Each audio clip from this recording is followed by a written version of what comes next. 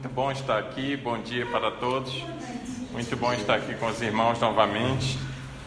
Agradeço o apoio e as orações neste tempo que eu estive ali.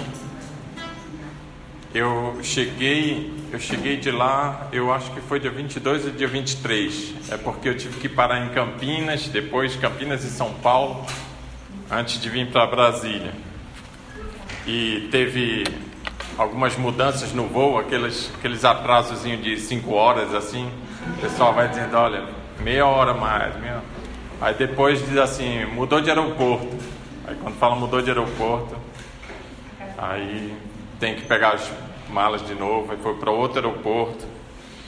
E no final assim da viagem você está pegando as malas e você não sabe qual aeroporto você está, onde você está, e pergunta para os outros, onde nós estamos aqui? A gente chegou em qual aeroporto, né? Mas estava voltando para Brasília. E foi muito bom o trabalho lá, como o Rodrigo falou, com 3 tribos. 2 delas já tínhamos trabalhado antes com elas. Geralmente quando nós vamos fazer esse tipo de trabalho, nós pegamos 2 tribos que já estamos trabalhando para continuar o trabalho, deixamos a que está com o trabalho mais adiantado e pegamos uma nova. Então nós deixamos os macuas, que já tinham vários livros traduzidos, né, para a língua macua, e pegamos a língua Barué, que não tinha nada da Bíblia, mas já tinham crentes lá. Já tinham crentes e eles usam Bíblias de outras etnias ou mesmo do português, né? Mas nada como ter a Bíblia na sua própria língua, né? Da pessoa, se você dependesse de Bíblia em espanhol, francês ou inglês, como ia ser diferente isso, né? Uma coisa diferente que teve na língua Barué, que foi assim interessantíssimo para mim, foi que quando estávamos traduzindo junto com eles, né? Claro que eu não conheço a língua, eu sou facilitador, e chegou uma parte no Evangelho que nós notamos que eles não tinham a palavra beijo, eles não tinham. E nós perguntávamos para eles, mas vocês não se beijam? Vocês não beijam as crianças? Faz tanto tempo que eles não beijam que até o beijo, a palavra perdeu sentido. É tipo a palavra tio em países que só pode ter uma criança, né? A palavra tio, a palavra irmão já não existe, porque não tem tio. Quem é meu tio? Só tem o pai. Meu pai não tem irmãos, né? Então, não sei, é Japão ou é China que tem? É China, né? Então as crianças não usam a palavra tio, irmão, então vai ficando. E lá eles não usavam beijo, mas mesmo assim a população cresce.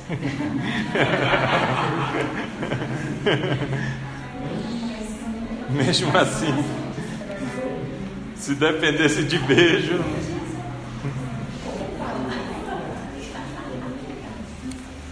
E que bom, né? Só que a dificuldade é assim, quando uma coisa de uma cultura vem para outra, existe uma dificuldade muito grande. Por exemplo, o conceito de Messias. Nós só entendemos porque nós somos crentes e já estudamos sobre isso e tal. Mas nenhuma cultura no mundo sabe o que é ser Messias. Somente os judeus sabiam que era ser Messias, porque eles estavam esperando o Messias, né? O ungido de Deus. Infelizmente no Brasil tem gente que não sabe ainda o que é Messias, que diz assim, olha, eu sou ungidão de Deus, não mexe comigo, que eu sou ungidão de Deus. Mas o ungido de Deus é o Messias, o Messias é o Messias. O resto pode ser auxiliar de alguma coisa. E nessas mudanças de cultura e costumes, nós estamos hoje celebrando Páscoa, embutido na cultura judaica, que veio embutido em outras culturas até chegar em nós. E um exemplo bem chocante da Páscoa seria eu pegar esse carneirinho aqui e fazer o que eles fizeram com os carneirinhos na Páscoa, né? Mas esse não tem sangue dentro para ser derramado. E as crianças não iam gostar disso.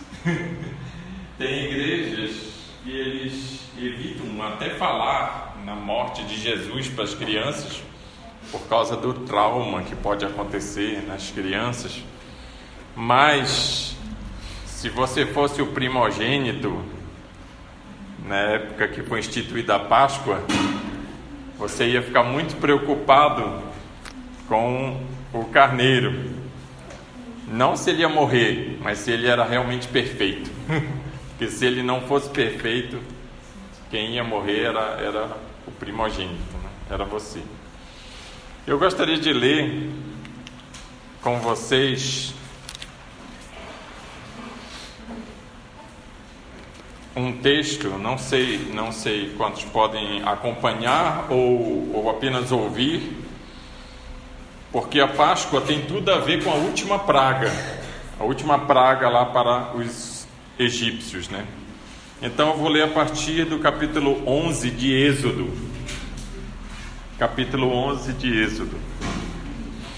Diz assim a palavra do Senhor: Disse o Senhor a Moisés: Ainda mais uma praga trarei sobre Faraó e sobre o Egito. Então vos deixará ir daqui. Quando vos deixar, é certo que vos expulsará totalmente. Fala agora aos ouvidos do povo, que todo homem peça ao seu vizinho e toda mulher à sua vizinha objetos de prata e de ouro. E o Senhor fez que o seu povo encontrasse favor da parte dos egípcios. Também o homem Moisés era muito famoso na terra do Egito, aos olhos dos oficiais de Faraó e aos olhos do povo. Moisés disse: Assim diz o Senhor: cerca da meia-noite passarei pelo meio do Egito, e todo primogênito da terra do Egito morrerá, desde o primogênito de Faraó, que se assenta no seu trono, até o primogênito da serva, que está junto a Mó, e todo primogênito dos animais. Haverá grande clamor em toda a terra do Egito, qual nunca houve nem haverá jamais, porque contra nenhum dos filhos de Israel, desde os homens até aos animais, nem ainda um cão rosnará, para que saibais que o Senhor fez distinção entre os egípcios e os israelitas. Então, todos estes teus oficiais descerão a mim e se inclinarão perante mim, dizendo: sai tu e todo o povo que te segue. E depois disto sairei, e ardendo em ira, se retirou da presença de Faraó. Então disse o Senhor a Moisés: Faraó não vos ouvirá, para que as minhas maravilhas se multipliquem na terra do Egito. Moisés e Arão fizeram todas essas maravilhas perante Faraó, mas o Senhor endureceu o coração de Faraó, que não permitiu saíssem da sua terra os filhos de Israel. Vamos continuar no capítulo 12, pode entrar. Vamos continuar no capítulo 12 a leitura, que aqui em algumas Bíblias tem o título, não é? A instituição da Páscoa. Disse o Senhor a Moisés e a Arão na terra do Egito: este mês vos será o primeiro e principal dos meses, será o primeiro mês do ano. Falai a toda a congregação de Israel, dizendo: aos 10 deste mês, cada um tomará para si um cordeiro, segundo a casa dos pais, um cordeiro para cada família. Mas se a família for pequena para um cordeiro, então convidará ele o seu vizinho mais próximo, conforme o número das almas, conforme o que cada um puder comer. Por aí calculareis quanto bastem para o cordeiro. O cordeiro será sem defeito, macho, de 1 ano. Podereis tomar um cordeiro ou um cabrito, e o guardareis até o 14º dia deste mês, e todo o ajuntamento da congregação de Israel o imolará no crepúsculo da noite. Tomarão do sangue e o porão em ambas as ombreiras e na verga da porta, nas casas em que o comerem. Naquela noite comerão a carne assada no fogo, com pães asmos e ervas amargas a comerão. Não comereis do animal nada cru, nem cozido em água, porém assado ao fogo, a cabeça, as pernas e a fressura. Nada deixareis dele até pela manhã. O que, porém, ficar até pela manhã, queimá-lo-eis. Desta maneira o comereis: lombos cingidos, roupa vestida, sandálias nos pés e cajado na mão. Comê-lo-eis à pressa. É a Páscoa do Senhor. Porque naquela noite passarei pela terra do Egito e ferirei na terra do Egito todos os primogênitos, desde os homens até os animais. Executarei juízo sobre todos os deuses do Egito. Eu sou o Senhor. O sangue vos será por sinal nas casas em que estiverdes. Quando eu vir o sangue, passarei por vós, e não haverá entre vós praga destruidora, quando eu ferir a terra do Egito. Este dia, porém, será por memorial, e o celebrareis como solenidade ao Senhor nas vossas gerações. O celebrareis por estatuto perpétuo. 7 dias comereis pães asmos.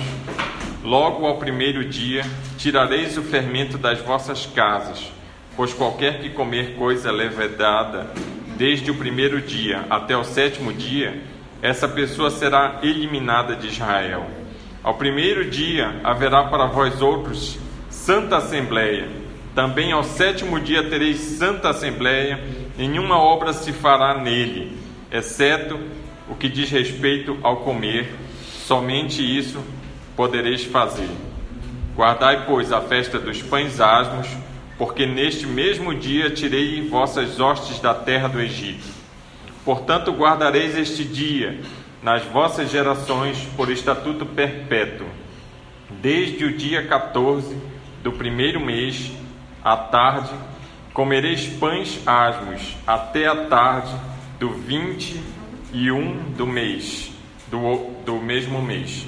Por 7 dias não se ache nenhum fermento nas vossas casas, porque qualquer que comer pão levedado será eliminado da congregação de Israel, tanto peregrino como natural da terra. Nenhuma coisa levedada comereis em todas as vossas habitações. Comereis pães asmos. Chamou, pois, Moisés todos os anciãos de Israel e lhes disse: escolhei e tomai cordeiros segundo as vossas famílias e imolai a Páscoa. Tomai um molho de isopo, molhai-o no sangue que estiver na bacia, e marcai a verga da porta e suas ombreiras com o sangue que estiver na bacia. Nenhum de vós saia da porta da sua casa até pela manhã, porque o Senhor passará para ferir os egípcios. Quando vir, porém, o sangue na verga da porta e ambas as ombreiras, passará o Senhor aquela porta e não permitirá ao destruidor que entre em vossas casas para vos ferir. Guardai, pois, isto por estatuto para vós outros e para vossos filhos para sempre. E uma vez dentro, na terra que o Senhor vos dará, como tem dito, observai este rito. Quando vossos filhos vos perguntarem: que rito é este? Respondereis: é o sacrifício da Páscoa ao Senhor, que passou por cima das casas dos filhos de Israel no Egito, quando feriu os egípcios e livrou as nossas casas. Então o povo se inclinou e adorou. E foram os filhos de Israel e fizeram isto, como o Senhor ordenara a Moisés e a Arão, assim fizeram. Amém. É um trecho longo.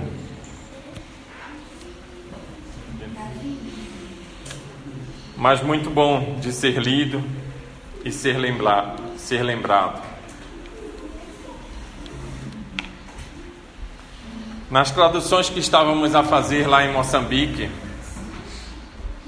a fazer é a maneira que se fala lá em Moçambique. Em vez de você falar no gerúndio, você fala tudo no infinitivo, né? Eu estava a fazer, estava a andar, em vez de você dizer eu estava fazendo. Então, nas traduções que estávamos fazendo lá em Moçambique, nós ouvíamos coisas muito interessantes daqueles que estavam realmente escrevendo, digitando, e eles diziam assim: olha, lê mais. Se vocês acharam essa leitura grande, imagine que nós líamos de manhã, a manhã inteira, almoçávamos, voltávamos, lia de tarde, íamos jantar, voltávamos e de noite líamos mais. Era a Bíblia de manhã, de tarde, de noite, em 2 ou 3 línguas ou 4 línguas diferentes, para que andasse as coisas. E ouvimos histórias e coisas muito interessantes, algumas chocantes. A mais chocante que eu ouvi lá foi de uma senhora bem jovem ainda, com 20 e poucos anos, que o filho tinha falecido em 5 dias atrás, mais ou menos. Faleceu queimado, foi mexer em alguma coisa e se queimou muito e veio a falecer. E o marido disse para ela: olha, você já está tudo organizada para ir fazer as traduções, então vai. E ela foi desse jeito e nos ajudou bastante. Era uma das melhores tradutoras lá da tribo Chuabo. E é chocante você pensar assim: poxa, o filho de 5 anos mais ou menos morreu queimado 5 dias atrás. Algumas pessoas deveriam estar revoltadas com Deus, né? Que Deus é esse que deixou meu filho morrer dessa maneira tão trágica? E ela estava lá traduzindo a palavra de Deus. E coisas que eles falavam eram interessantes. Uma coisa foi alguém dizer assim: olha, eu quero terminar o evangelho. Eu quero terminar esse evangelho porque eu quero ler para minha avó. Eu quero ler o evangelho para minha avó na língua dela, né? Na língua deles. Porque não adiantava ler o evangelho em português, porque a avó dele não falava português. Eu quero ler para o meu filho, quero passar essa história para o meu filho. E aqui diz isso, né? Vocês têm que, quando vossos filhos perguntarem que rito é esse, vocês têm que explicar para eles o que está acontecendo. Então você tem de contar essa história de novo. Tinha um hino antigamente, né, que o pessoal cantava, né? Conta minha velha história. Eu não lembro a música desse hino, mas tinha um hino que era Conta minha velha história, conta minha velha história. E geralmente em igrejas de língua inglesa canta-se esse hino, e o pessoal canta os hinos antigos, né? Conta minha velha história, né? Que Jesus morreu na cruz. Só que no mundo que nós vivemos, pós-moderno, é muito difícil nós estarmos todos na mesma vibe, como dizem, na mesma sintonia. É muito difícil. Às vezes nós estamos no mesmo carro e cada um está fazendo uma coisa completamente diferente um do outro. Às vezes as crianças é mais fácil elas conversarem através do celular entre elas, do que elas virarem e dizer assim: olha o que aconteceu ontem. Elas vão falar ali. Algumas igrejas, elas têm grupos que funcionam durante o culto. Durante o culto tem paralelamente outras coisas acontecendo via WhatsApp em grupo. Tem igrejas que estão tendo esses problemas. Igrejas grandes têm esses problemas. Daqui a pouco está todo mundo rindo na igreja e você não sabe o que está acontecendo, mas é por causa que o grupo todo recebeu que o cabelo da irmã fulana que está sentada no coral está assim, então todo fica... Então, às vezes acontece isso. E a palavra de Deus diz assim: olha, você explica para os teus filhos o que você faz. Explica por que você é crente. Explica por que morreu esse carneiro. Explica este ritual. Porque senão vira apenas um ritual. Um ritual sem explicação, né? Não, por que você faz isso? Não, porque todo mundo faz. Por que você acredita assim? Não, todo mundo acredita assim, eu creio também, mas não tem muita explicação das coisas. E aqui foi chocante. A primeira Páscoa foi chocante, porque tem tudo a ver com a última praga. Tem tudo a ver com salvar a família. O destruidor vem aí, Deus vem aí também e vai matar os primogênitos. Imagine se você é o primogênito lá. Imagine se você é o primogênito. O cordeiro tinha que ser perfeito. Se o pai chega com um carneiro lá que não era perfeito, olha, foi a única coisa que eu achei. Esse bicho aqui ele tem só 3 pernas, mas dá pra gente usar aqui na Páscoa. O primogênito diz assim: olha, sorry, eu vou procurar um carneiro perfeito. E ia sair atrás, porque ele ia morrer mesmo, não ia ter desculpa, porque o sangue tinha que ser derramado do cordeiro perfeito para passar nas portas. Então era uma coisa assim, era um ritual assim. Hoje em dia, talvez você veja isso entre os muçulmanos, uma coisa assim grotesca. Era uma coisa grotesca mesmo.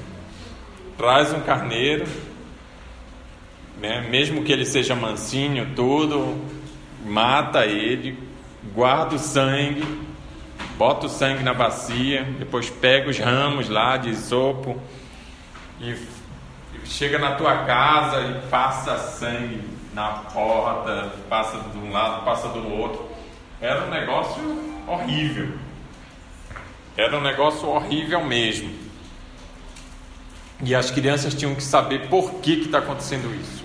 Por que está acontecendo isso? Por que tem que matar o carneirinho? Tem criança que não quer comer nem frango, né? Porque tem que matar o frango para a gente comer. Né? Prefere o vegano, né? Prefere ir para o restaurante onde não mata os animais. Coitada da alface, né? Cortaram a alface, coitado. Coitado da fruta, né? Que tirou, arrancou. Imagina matar o carneiro. Matar o carneiro. Diz assim: olha, esse carneiro vai morrer pela nossa família aqui. Esse carneiro vai morrer aqui pela nossa família. E não foi um carneiro para todo Israel. Foi para cada família. Isso é uma coisa progressiva, né? Às vezes a gente não entende isso. A revelação de Deus é progressiva durante a Bíblia, porque teve um carneiro que foi morto por causa de uma só pessoa. Foi lá em Abraão, né? Abraão disse assim: não, Deus proverá para si. Então o carneiro morreu por causa de Isaac. Era Isaac que era para morrer. Morreu o carneiro. Teve carneiro que morria por causa da família. No caso da Páscoa, tem que matar o carneiro por causa da família. Se a família for pequena, junta 2, porque tem de comer tudo. Come tudo. O que não comer tem de queimar, tem que acabar. Teve carneiros que eram sacrificados pela nação de Israel. E teve, claro, Jesus, que foi o Cordeiro de Deus que tira o pecado do mundo, que foi por todo o mundo. Deus amou o mundo inteiro. E por isso, eles estavam tão dentro da cultura e falavam as coisas uns para os outros, dentro da religião deles, e até hoje é assim entre os judeus, que quando o anjo apareceu para Maria, quando Gabriel foi falar com Maria sobre o Messias que vinha, imagine se Maria não soubesse de nada. Se Maria não soubesse de nada. Eu não, eu fora da situação aí. Mas ela estava dentro, estava com a Bíblia dentro dela. Eles não tinham a Bíblia assim, né? Só tinham rolo e muito pouco mesmo. Algumas pessoas tinham, alguns sacerdotes tinham lá no templo. Ninguém tinha, mas eles tinham a palavra dentro deles, porque era passado de geração em geração. Era passado a fé de geração em geração. E principalmente esta história da Páscoa, porque foi um final de era. Foi um final de era. Deus disse para Moisés assim: olha, acabou a escravidão de vocês, e para comemorar que acabou a escravidão de vocês, vamos fazer o ano novo. O ano novo vai começar agora, vida nova, ano novo. Não foi que eles estavam lá no Réveillon, disseram assim: agora vamos ter vida nova. Não, eles não estavam no Réveillon, eles eram escravos, estavam lá sofrendo, e Deus chegou e disse assim: olha, não é que é ano novo, vida nova. Começou tudo com a Páscoa. E o significado era a passagem. O significado da palavra Páscoa em hebraico é passagem. No inglês a palavra é Passover, né? Passou por cima. Porque em inglês tem duas palavras para Páscoa, né? Tem a Passover e tem a Easter, que é a Páscoa do coelhinho, do chocolate, não sei o que. Então tem essa divisão que agora está meio assim, misturado. Infelizmente em português nós só temos uma palavra para os dois, né? Então confundem o carneiro com o coelho, porque só tem uma palavra.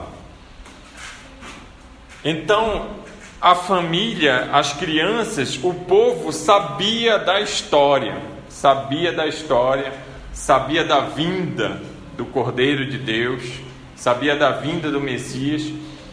E foi tão simples a pregação de João Batista. João Batista estava pregando no deserto e pregava, e quando apareceu Jesus, ele resumiu a pregação dele todinha. Ele disse assim: está ali o Cordeiro de Deus que tira o pecado do mundo. É ele o Cordeiro de Deus.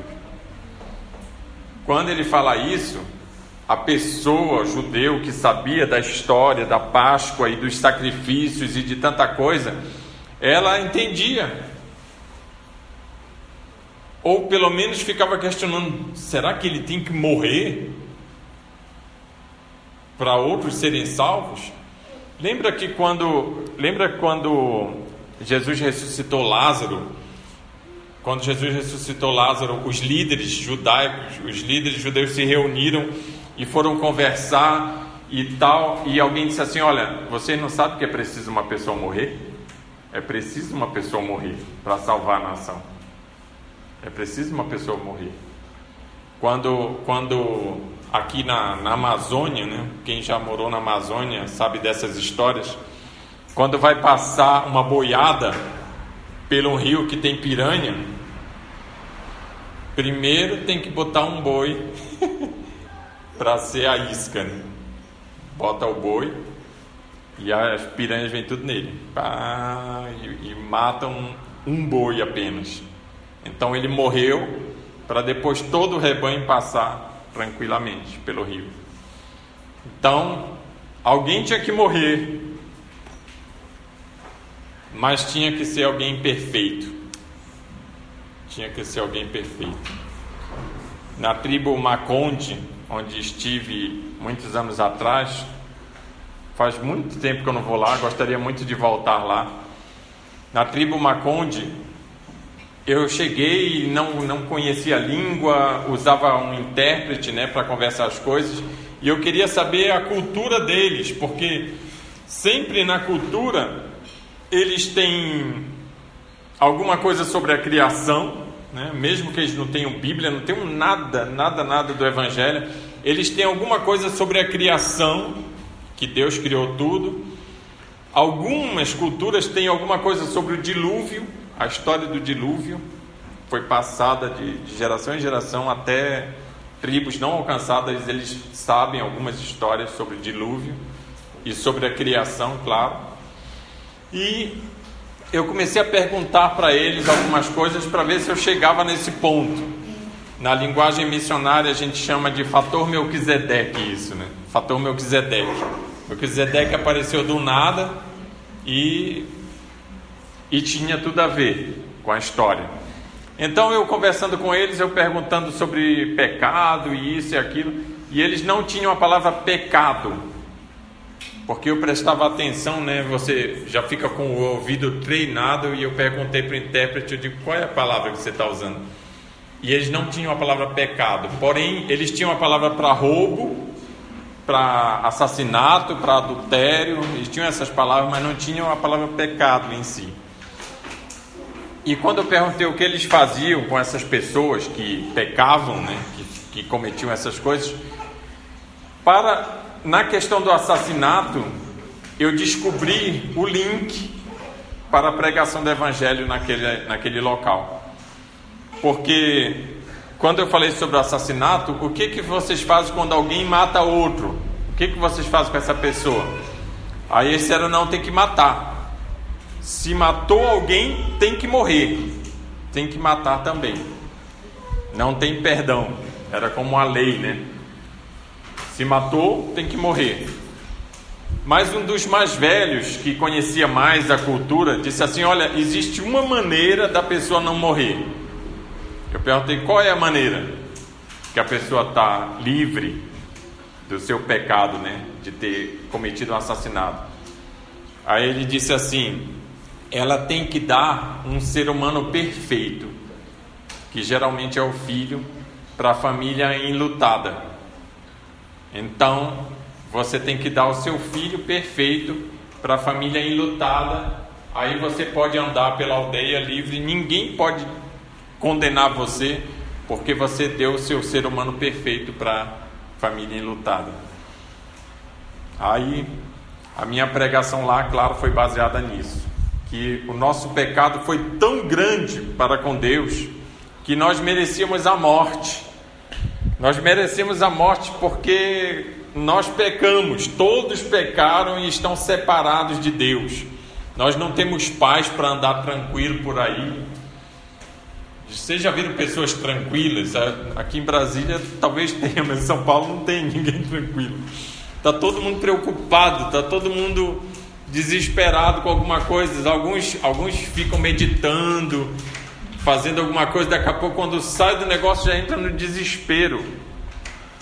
Ninguém anda mais tranquilo. E eu disse para eles, eu digo, olha, todos pecaram, todos estão longe de Deus, e quem está longe de Deus não está tranquilo. Pode até aparentar tranquilidade, mas não tem paz na sua vida. E disse para eles, olha, então, porque todos pecaram, nós não temos um ser humano perfeito para dar para Deus.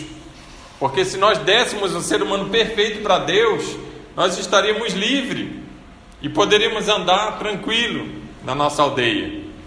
Mas nós não temos um ser humano perfeito. Então Deus mesmo veio ser o ser humano perfeito. Deus, o Verbo, né, se fez carne e habitou entre nós. E ele veio ser o Cordeiro Pascal, que é chamado lá no Novo Testamento. Ele veio ser o Cordeiro Pascal. É por isso que Isaías, 600 anos ou mais antes de Jesus, dizia, né, como ovelha muda foi levada ao matadouro, né? Mas ele perguntava também quem deu crédito, quem acreditou, quem deu crédito à nossa pregação. A Páscoa era isso aqui, era simples assim. Podia ser rústico, podia ser assim feio, né? Botar sangue na porta. Imagina um monte de sangue na cidade ao mesmo tempo.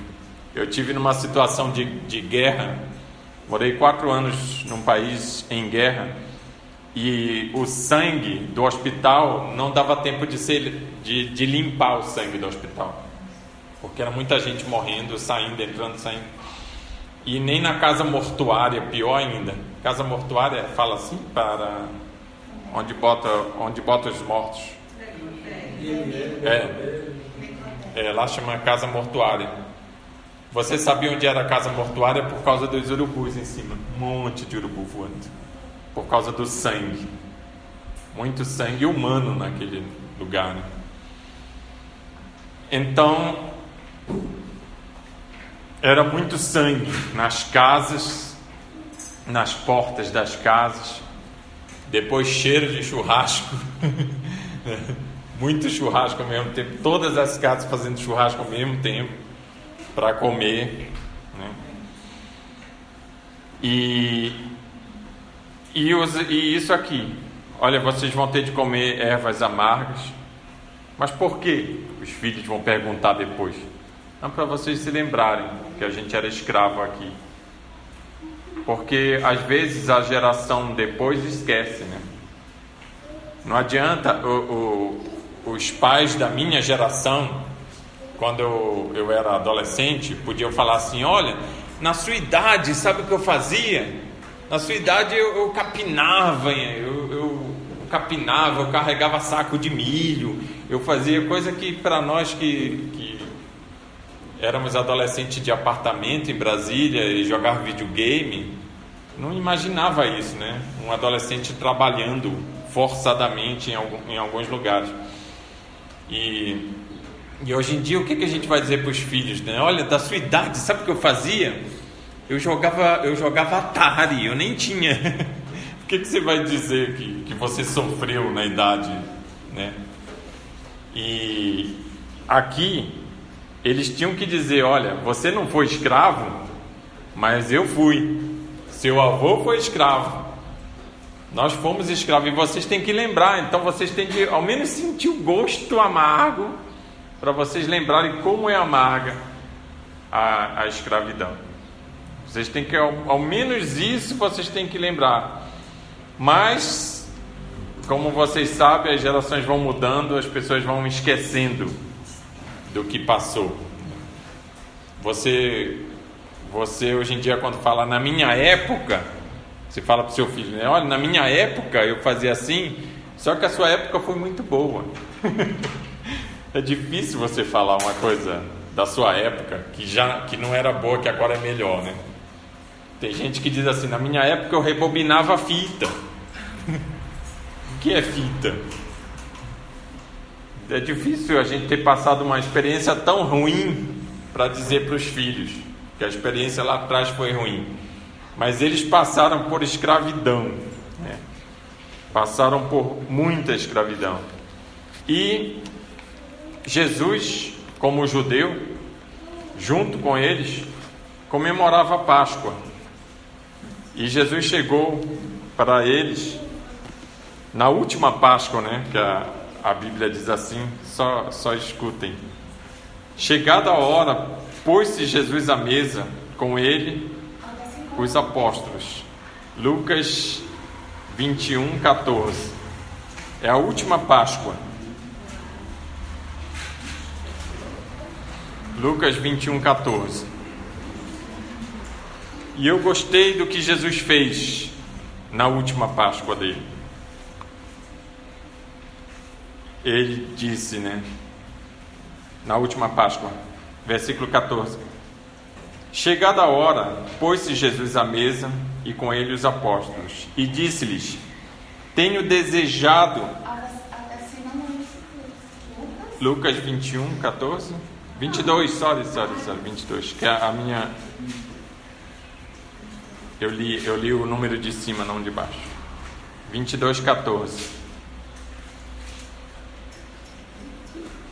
Chegada a hora, pôs-se Jesus à mesa, com ele os apóstolos, e disse-lhes: tenho desejado ansiosamente comer convosco esta Páscoa, antes do meu sofrimento. Pois vos digo que nunca mais a comerei, até que ela se cumpra no reino de Deus. E tomando um cálice, havendo dado graças, disse: recebei e reparti entre vós. Pois vos digo que de agora em diante não mais beberei do fruto da videira, até que venha o reino de Deus. Aí, a partir do versículo 19, Jesus fez um upgrade. Jesus fez um resumo da ópera, mostrando a ceia do Senhor, né? E tomando um pão, tendo dado graças, o partiu e lhes deu, dizendo: isto é o meu corpo, oferecido por vós.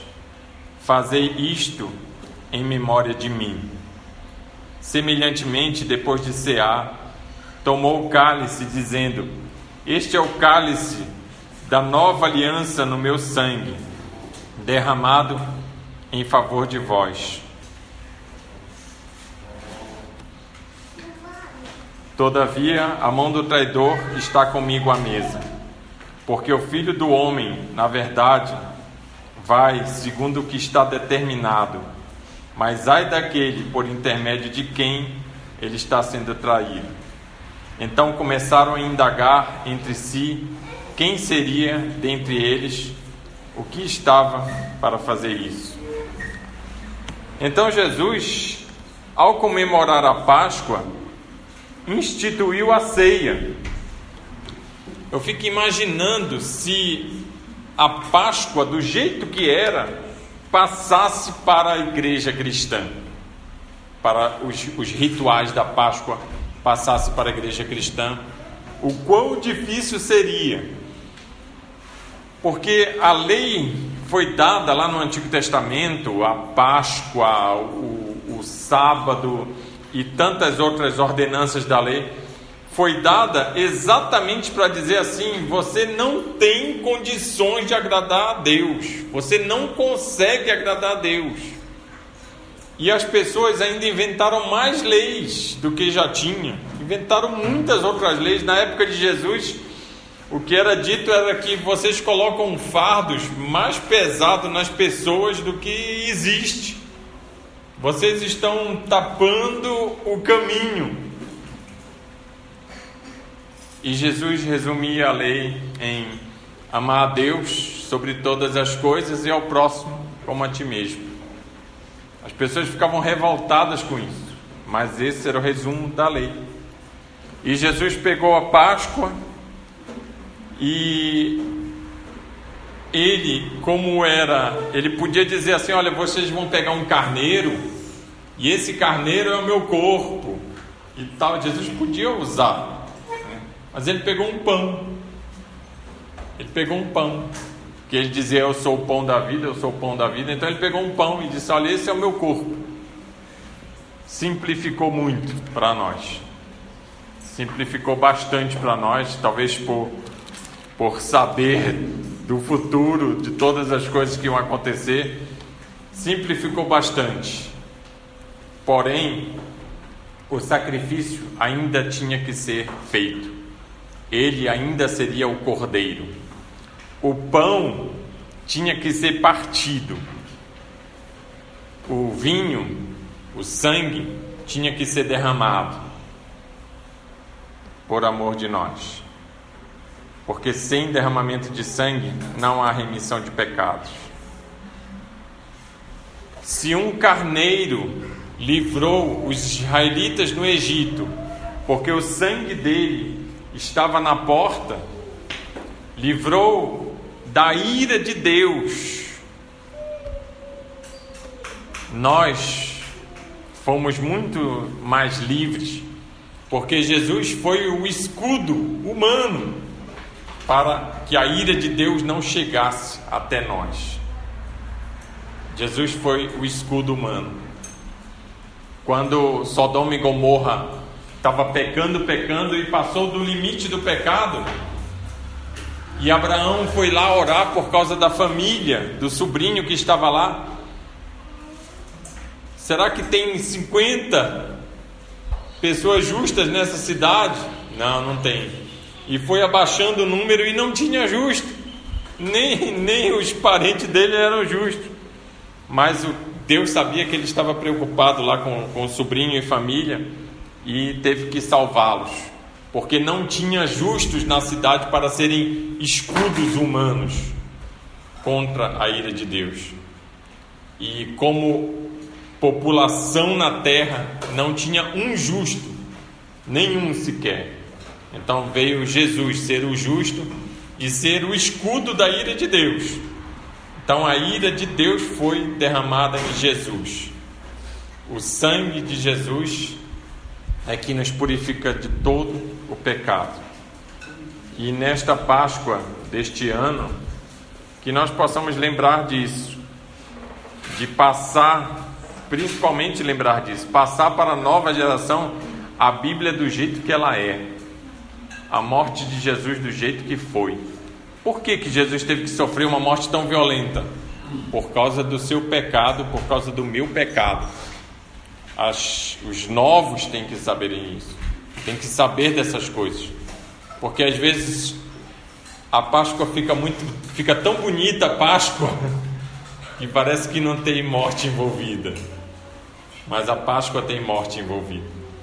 Tem ira de Deus sobre a cidade, tem ira de Deus sobre a cidade, e por causa da ira de Deus teve que ter morte envolvida. A Páscoa atualmente está bonita, mas alguém teve que pagar o preço. Alguém teve que pagar o preço. Vamos orar para que Deus nos dê consciência para sempre passar à vindoura geração aquilo que Deus fez por nós e que pode fazer por eles também, e que outras pessoas possam ver Jesus, que nós possamos mostrar a Páscoa para as pessoas e dizer assim: olha, a Páscoa para mim tem cordeiro, a Páscoa para mim tem cordeiro de Deus que tira o pecado do mundo. Tem cordeiro que morreu, mas ressuscitou, e hoje em dia tem toda a condição de nos salvar do inferno. Nós fomos resgatados por Ele, resgatados do inferno, resgatados do pecado, para o reino de justiça e de amor. Vamos orar? Senhor nosso Deus e nosso Pai que está nos céus, nós te agradecemos, Senhor, porque Tu, Senhor, com toda a sabedoria infinita que tiveste, Senhor, mostrastes através do Teu povo em Israel, mesmo através da escravidão, mesmo através das pragas, mesmo através dos sacrifícios de carneiros, Tu mostraste para nós qual é o caminho, Senhor. Mostraste para nós qual é o caminho, quem seria o sacrifício, Senhor, e por que nós cremos nisso e porque esta é a nossa salvação. Nós te agradecemos, Senhor, porque Tu trouxestes a Jesus como o perfeito, ser humano perfeito para morrer em nosso lugar. Nós te agradecemos, Senhor, porque a ira foi depositada nele, e nós que éramos réus, Senhor, nós que éramos aqueles que mereciam estar condenados e em inimizade para contigo, hoje podemos ser chamados de amigos de Deus, amigos de Jesus, co-herdeiros com Cristo, Senhor, co-herdeiros com Cristo. Nós te agradecemos, Senhor, pelo Teu amor, e que nós possamos, Senhor, entre nós aqui lembrar isto, que Tu és o Cordeiro de Deus que tira o pecado do mundo, que nós possamos mostrar às pessoas nesta cidade que Tu és este Cordeiro de Deus, que nós possamos mostrar às pessoas em outros lugares que nem a Tua palavra ainda tem, que Tu és o Cordeiro de Deus que tira o pecado do mundo. Dá-nos, Senhor, um momento gostoso aqui, um momento agradável, comemorando, Senhor, a salvação que Tu nos deste. Nós te agradecemos por esta igreja, por este local, por toda a família representada aqui. Nós te agradecemos por esta comunhão, em nome de Jesus. Amém.